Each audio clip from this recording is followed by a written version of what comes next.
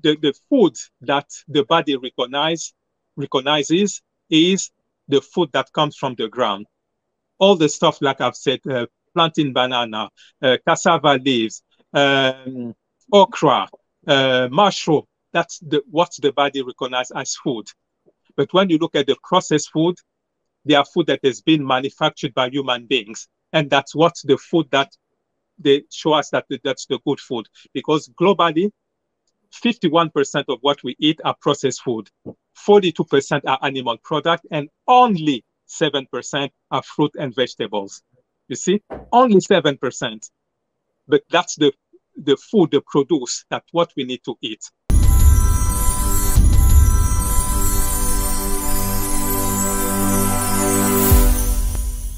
Guys, I welcome you live on SBTV Africa, the voice of the community. My name is DJ Nyame. If you just chance on our channel, I welcome you.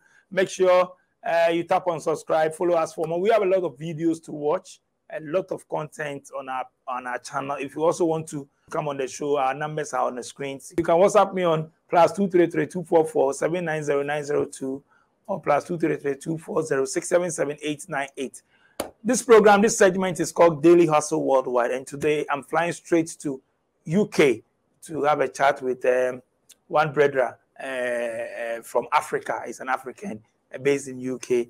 We get to know him and all that. I've been seeing his videos, his posts on social media and all that, giving us some education and all that. So I said, okay, let me bring him here to tell us more about him and what he's into and all that. So without wasting my time, don't forget to, like I said, follow us for more.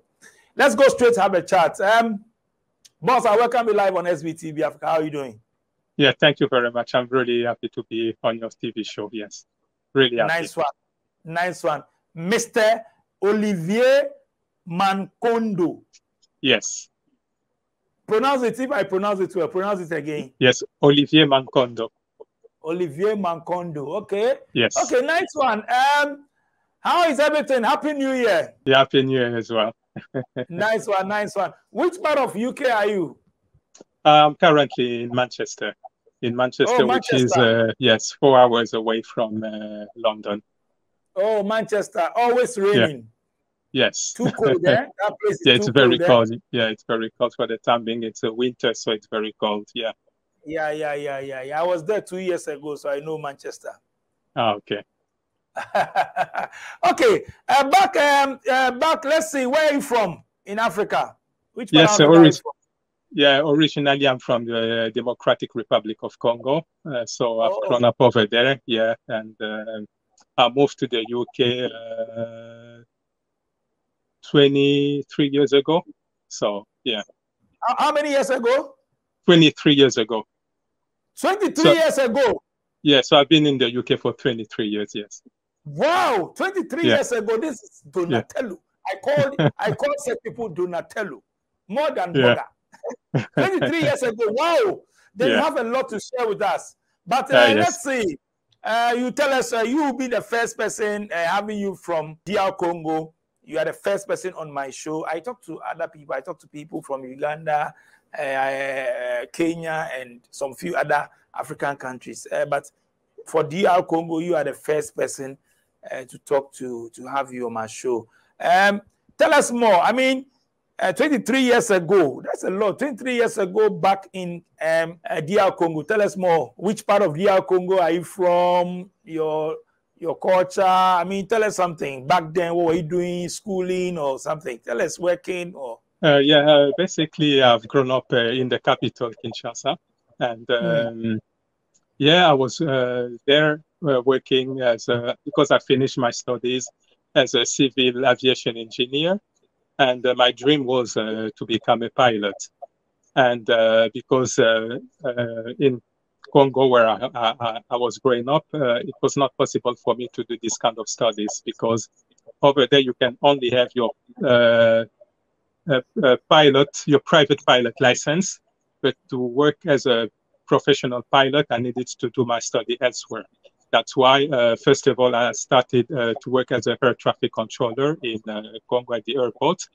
And then I left to come to the UK to be able to do my pilot training. But when I arrived here, as you know, my diploma from Africa was not recognized here because they said that you are from Africa. It was not possible. So all the dreams that I had to become a pilot was basically gone. And that's why I had to find myself. And basically, I retrained and I worked as an optician. I worked for an optician as a technician, as an optical technician. So basically, that's what I've been doing all this time in the UK. So who inspired you to become a pilot? Since I was young, since I was 8 years old, I wanted to do that, and that was really my dream. And it's not too late. I'm still gonna do that, but not as a job anymore, but as a hobby. Yeah. Oh, but okay. Yeah. Okay. Back then, let's talk 23 years ago, live from DR Congo, hustling and all that. You know, a lot of the youth in Africa, we are hustling. They want to travel abroad. They want to do this, looking for job back then. Maybe they are not getting the job and all that. Most of us, we complain and all that, lifestyle and everything. Let's see, 23 years ago back then. Is it like family was good, you have money at home, that's why you decide to go into piloting, to go and study this pilot thing? Or let's see, back then in DR Congo? Yeah, basically back then it was just because it's a dream that I had. I really, really wanted to do that. And basically, like I've just said, over there it was not possible to do it because I was not like other people who just wanted to leave the country because they've had nothing to do. I've had a job. I was working as a air traffic controller. And basically just because I really, really wanted to become a pilot. And that's why I left. But I was surprised when I arrived here in the UK. I had to pay £29,000 at that time. And basically, my plan was to work here in the UK as a air traffic controller, save some money, and do my pilot training. But like I said, they told me that my diploma was not accepted, and basically they didn't want to train me again. So you said you paid what? Yeah, basically to do my pilot training, I had to pay £29,000. Wow, that's a lot of money. Yes. £29,000. Yes. Back then, that was like yes. In year 2000. Ago. Yeah. Why? Well, yeah. Why are you going to get that money? Yeah, it was difficult, but my plan was to work as an air traffic controller here in the UK, save some money, and do my pilot training. But it was not possible to do that anymore. Yeah. Wow. Let's see back in DR. How many siblings do you have? 4. I've got 4 siblings. 4. Yeah. So they are all in DR Congo now? No. I've got 2. We have 4. 2 are in Canada, and 2. The other one is with me here in the UK. What about your parents? My parents. My dad is in Congo. My mom is in Canada. Oh, I see. Yeah. Okay. Yeah. You're a Rasta man. Are you a Rasta man, or you just put on the dread? That's all. You're not a Rasta man. Are you a Rasta man? No. I'm not a Rasta man. It's just basically in all that I've discovered from the 2016 when I changed my way of eating. I've learned a lot of stuff because if you see me before 2016, I had short hair. But I've learned that maybe people don't have to believe that. But what I've known to know is that our hair are an extension of our nervous system. And usually we don't have to cut our hair because it's enable us to be able to receive loads of stuff from the nature, from the universe, and to be able to transmit as well information. And that's why, for example, if you look for people who are, I don't know, Christians or whatever, or people who pray, they will see that most people who were spiritually advanced had long hair, like Jesus, Buddha, Socrates, Isaac Newton, all these people, they've had long hair. And because of that, I've decided not to cut my hair anymore. So the last time I cut my hair was in 2017. so I don't cut my hair anymore. And the style that I've liked is to have Rasta, but I'm not a Rasta man, no. You are not a Rasta. Okay. No. You said you changed your, I'll talk about your hair, but you say you change the way you eat, right? Yeah, yes, yeah. What do you mean change the way you eat? Is it like there are some foods you don't eat, or how? Tell us about it. Yes. And, so basically, and who taught you that?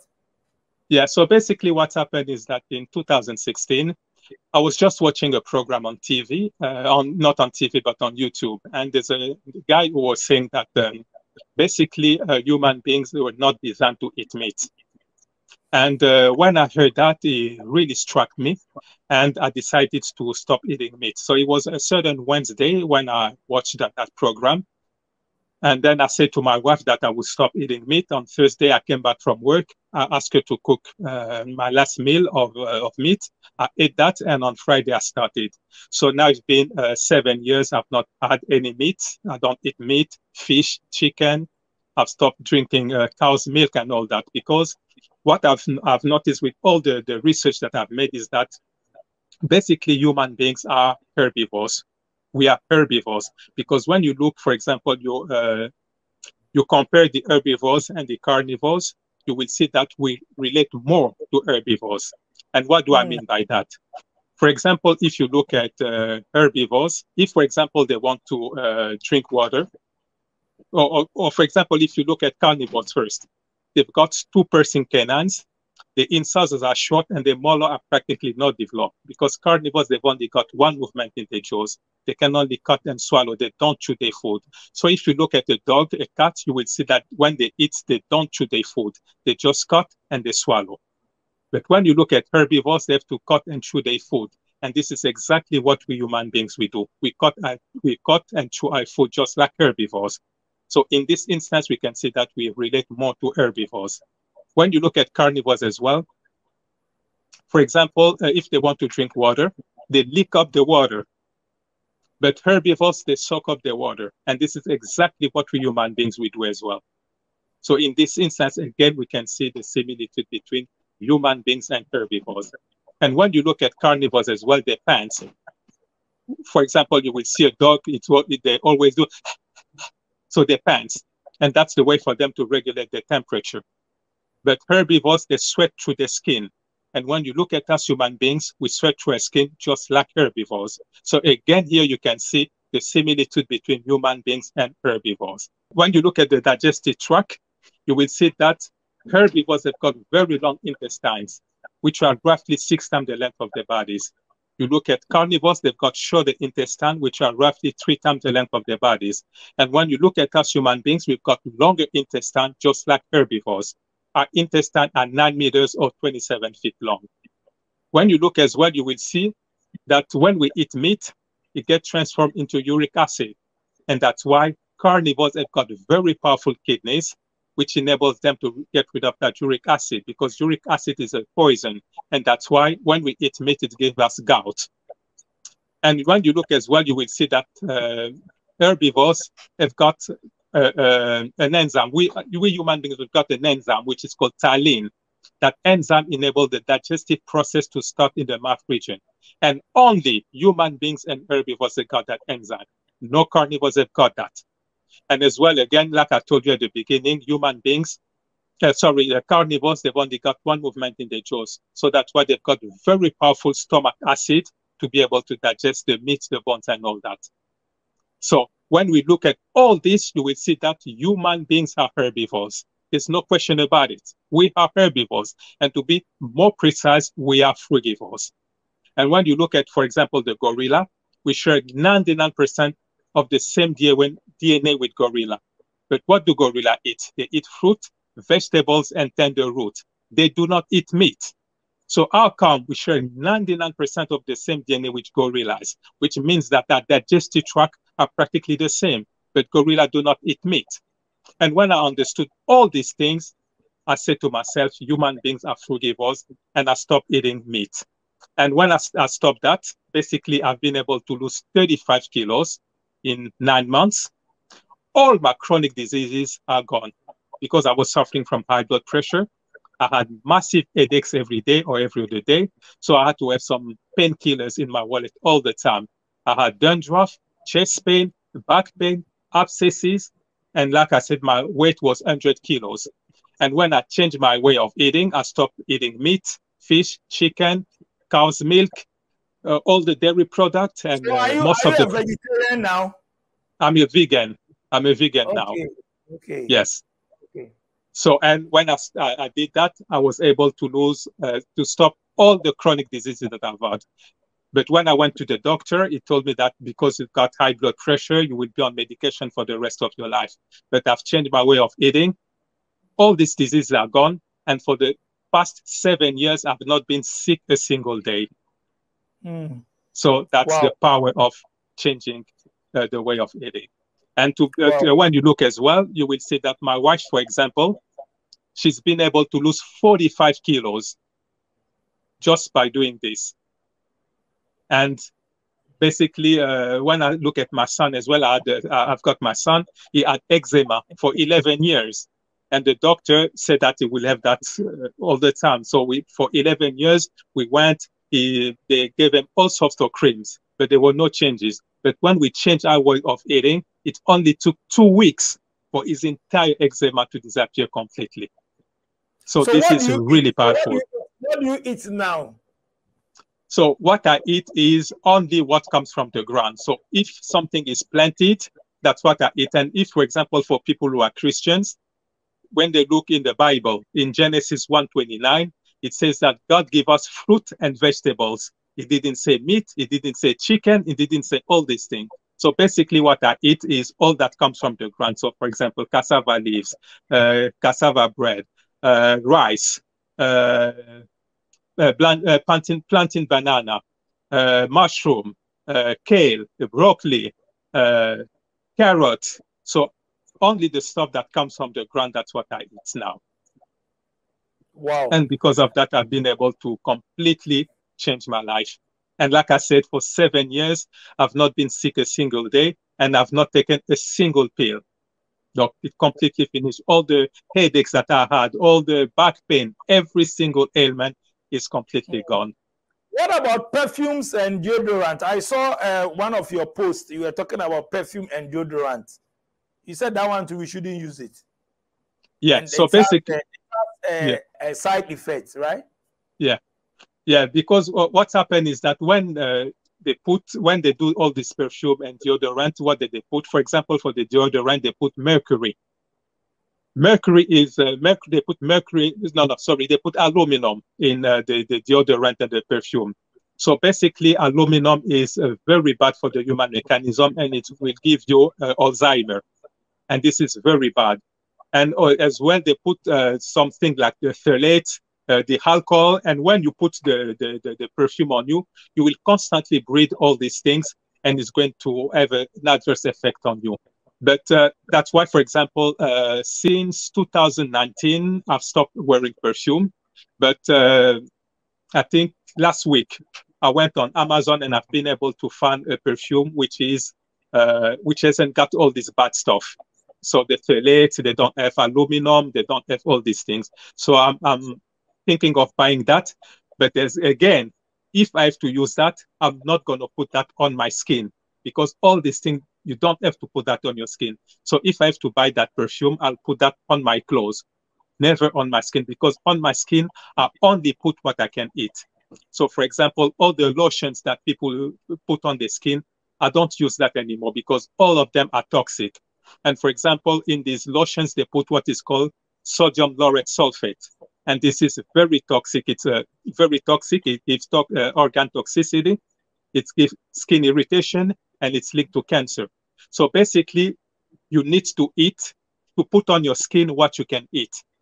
If you can't eat that stuff, you can't put that on your skin because it's a poison. Let's say, for example, people, they put lotions on their bodies. If you take that same bottle of lotion, you drink that, it's going to make you sick. Maybe you can die. But why are you putting that on your skin? So, for example, for me, I only put coconut oil, or I can put olive oil, because this is stuff that you can eat. But apart from that, all the other stuff, I don't put that on my skin or on my hair because it's toxic. So you live in Manchester for 23 years? Yeah. Wow. Yeah. How many kids do you have there? I've got 4 kids. Oh, 4 kids. Okay. Yeah. Okay. Yeah. With a Yeah. white woman or a woman from your country? From my country. Oh, okay. Okay. Yeah. Tell us more about the hustling life in UK. Yeah, so basically, when I came here, it was there were not many opportunities, but it was still good. For example, for the timing, it's a little bit more difficult. But when I came, it was a little bit better. When I arrived, obviously, I was not able to do. Like I said, I trained as a air traffic controller. I was not able to do that, so basically, I had to start from the bottom. Started to work first of all as a warehouse assistant, which was not my qualification, but I had to start there. And then I studied computer to become a computer technician. And when I got that diploma, I was able to find a qualified job, and I started to work as an optical technician. And basically, that's what I've been doing for all these years. Do you have a lot of Congolese there? Yeah, yes. They've got lots of Congolese people. Yes, they've got lots of Congolese people in Manchester, in London. Basically, they are everywhere. Yes. Yeah, I'm talking about Manchester because we normally hear Nigeria, Ghanaians, Ghanaians. We hardly hear other Africans. Yeah. Because maybe I'm from Ghana, but I hear Nigeria, Ghana, Nigerians, and hardly I hear Congolese and all that. Yeah, there's lots of Congolese people in Manchester. Yes. Yeah. I see. Yeah. A lot of the youth, I'm talking in general because we are Africans, a lot of them, or a lot of us want to come there to hustle.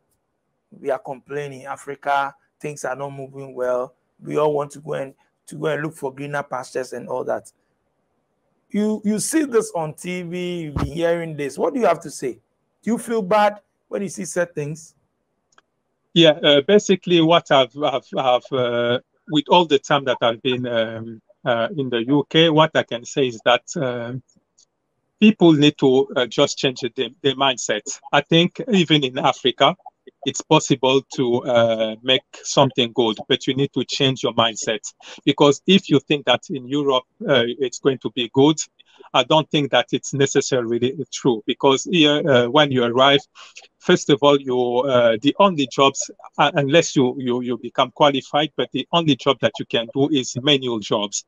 And I know that maybe in Africa, people don't have all these opportunities, but I think it's more the mindset. If you've got a good mindset, even in Africa, it's possible to do something. And like I said, for myself, I'm thinking now of going back to Africa. And I told you, I sent you a message saying that the country that I've been able to see that I want to go back, it's Ghana. I would like to settle back in Ghana. Yeah, that's what I would like to do, because for all that the stuff that I've seen. Personally, I think it's better to live in Africa. We are more free. I've been in an English country for already 23 years. Even before UK, I was in South Africa. So basically, I've lived for a long time in English-speaking countries. And basically, for example, because I'm a speaker, I've built my coaching business and all that, weight loss coaching business. Everything is in English. So that's why I think that it would be better for me to be in an English-speaking country. That's why I would like Ghana. You said something that we should change our perception, or we the youth, we should believe and change our mindset. Is the mindset that we can make it here and all that. Most of the youth will also tell you that, oh, you have been there, you went there, and it's okay for you. Now you want to come back and all that. Why are you now telling us not to go? I'm not necessarily telling people not to go, but I'm just trying to tell them that it's not that easy. Because people always think that, oh, if I go to Europe, things will be easy. No, it's not that easy. And especially when you arrive, you need to have your papers first. because if you don't have any papers, you're not going to be able to work, and it's not easy to have that. So when you leave, it's not that easy. But what I'm saying is that if you change your mindset and you think that in Africa you can still make a living, you can develop, have good ideas and all that, it's still possible to make a living in Africa. But it's just you need just to have the different mindset. And as soon as you put in your head that I can only do better in Europe, you're not going to be able to see the opportunities in your own country. And that's what I'm saying. So if people Africa, change their yes. mindset, and Yes. for example, when I look at Africa, the climate is better, the food is better. So for me, I think that Africa, it's a gem, but people don't see that. They think that no, in Europe it's a lot better. But I think if you change your mindset, it's possible to make a good living in Africa. Africa is our home, and Africa is the place to be. But it looks like we, the youth, want to go out, and those Western world are coming in with the Asians and all. They are coming in to invest, to make money from here. But we are here, we don't see those opportunities. Is it because, what do you think is the problem? I think the problem for me, it's really the mindset. It's because people, you see, when people are in Europe, they send pictures with cars and with stuff like that, and people think that, oh, it's very easy. As soon as you arrive in Europe, everything will be green, but that's not the case. People have to go through grinds and stuff like that. And I think it's people are a little bit misled just with the pictures and all that. But the reality is completely different. I think from a personal experience, in Europe, what is good is that you can you have access, easy access to books, to a new way of seeing things. It's mostly on that stuff that I can say that maybe in Europe it's something which is a little bit better. But the way that people think that in Europe, as soon as you arrive, everything will be okay, I think this is not the right way to see things, because there are people here in Europe who sleep outside. There are people who sleep outside. Yeah, I know, homeless and all that. You say you want to come and settle in Ghana. What do you know about Ghana? What have they told you? What have you read? What have you heard? Yeah, I've not done too much research on it, but I think in Ghana, from what I've seen, I've not dived deep, but I've seen that it's like the political environment is a little bit stable, and I've seen loads of American people who are going back to Ghana, and I've watched some of them videos, and they are saying that it's good over there, and it's stable, and that's why I about that idea. Oh, okay. Yeah. So are you planning anytime soon to visit before? Yes, definitely. I will have maybe within the next 4 to 5 years, I will have to come and But visit. if you are leaving the UK now to Ghana, you are going to leave whatever work you are doing there to settle in Ghana. Are you planning to invest, to do some business in Ghana as well? Of course. So but basically, if you are coming, your children, and I don't think your children will come with you. They would like to be there. Yeah, they will stay. To be there. So are you coming with your wife alone, or you are coming alone? With my wife. And your wife, when you told her, have you already told her about Ghana? Yes, she's aware of that. She's and aware. What did she say? She has not really given me an answer as such, but I just wanted to plant that in her mind. Because it's not easy, because you are from DRC Congo, and you are telling your wife that, okay, because now we speak English and all that, let's go to English-speaking country, and you chose Ghana. She'll be like, why? She's kind of like ask a lot of questions, you know that? Yeah. If she didn't accept, or she has not accept, what will you do? Will you leave her and come? I don't know yet, but I will have to sit and.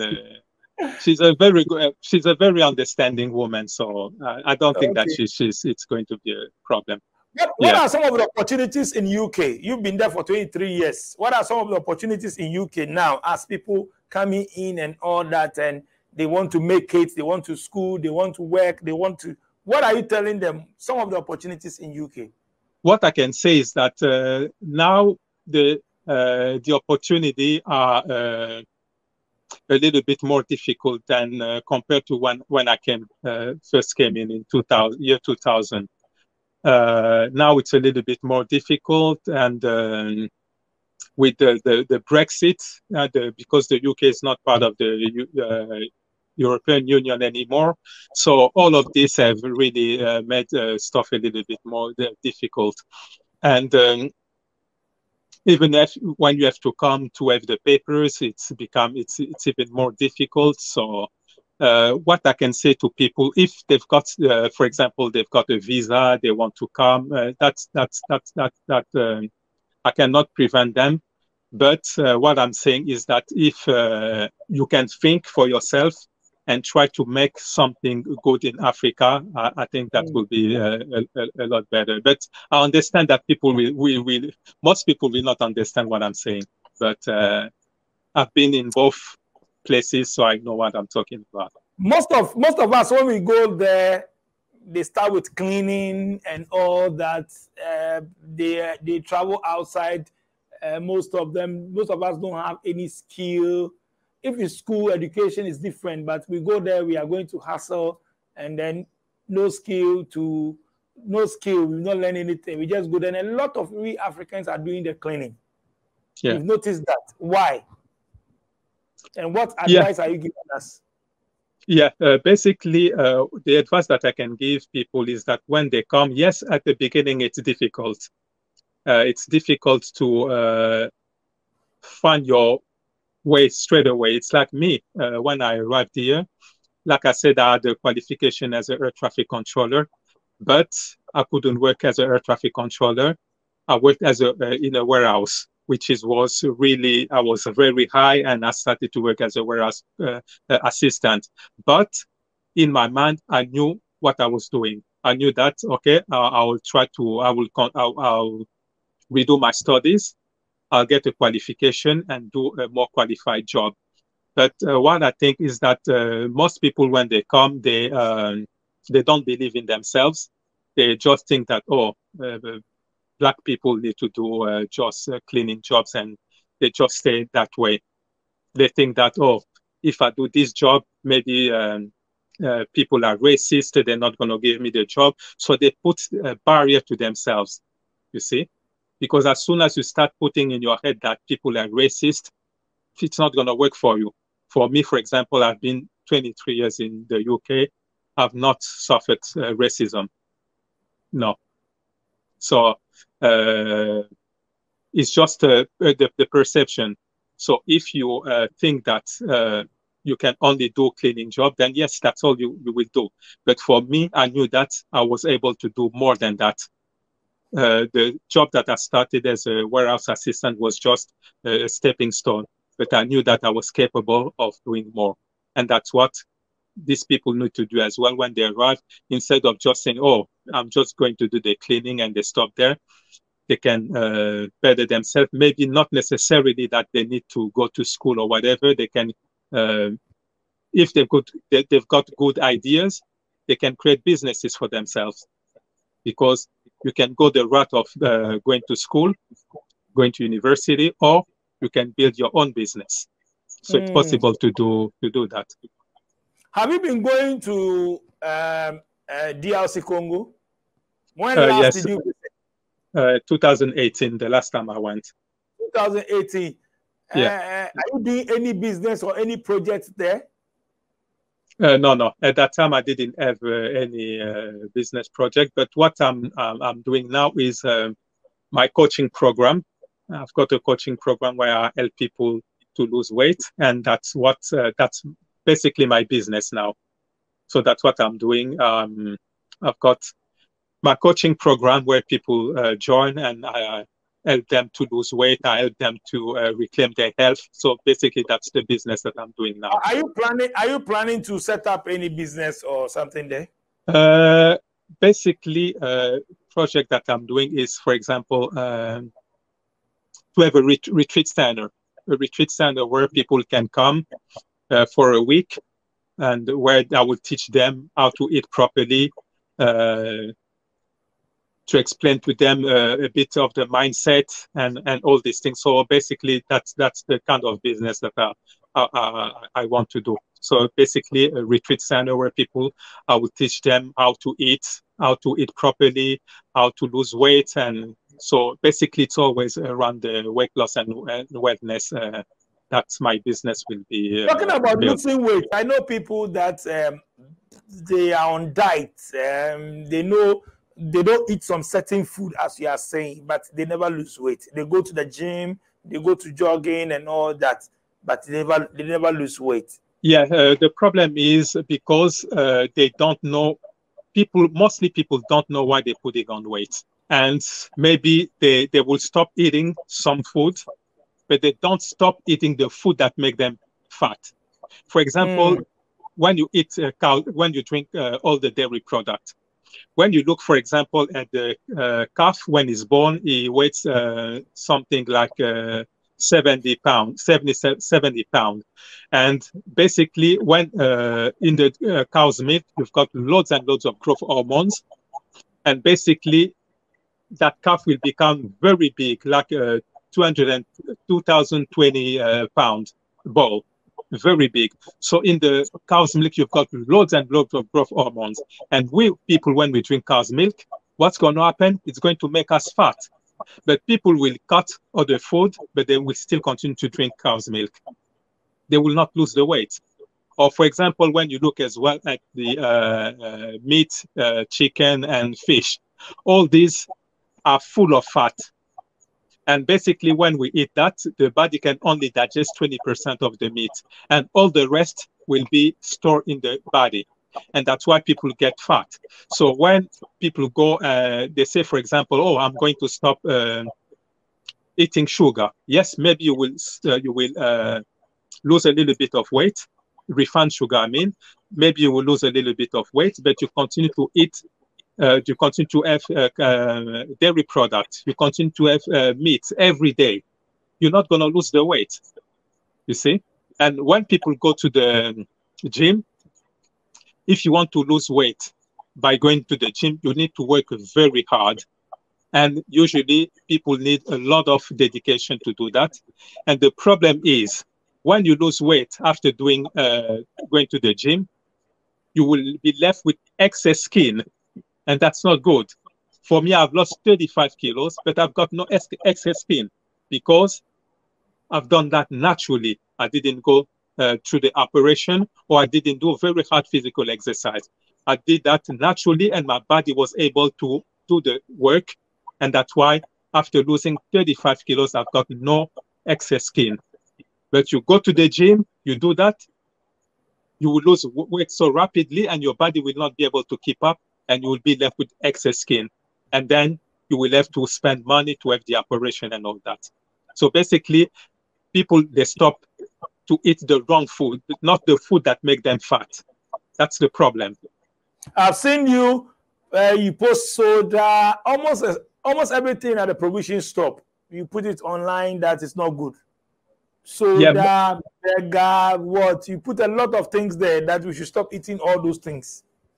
Yeah, because that's what I'm saying is that if you look, you will see that the biggest industry in the world is the pharmaceutical industry. The pharmaceutical industry is the biggest industry in the world, and they live off sick people. You need to be sick for this industry to strive.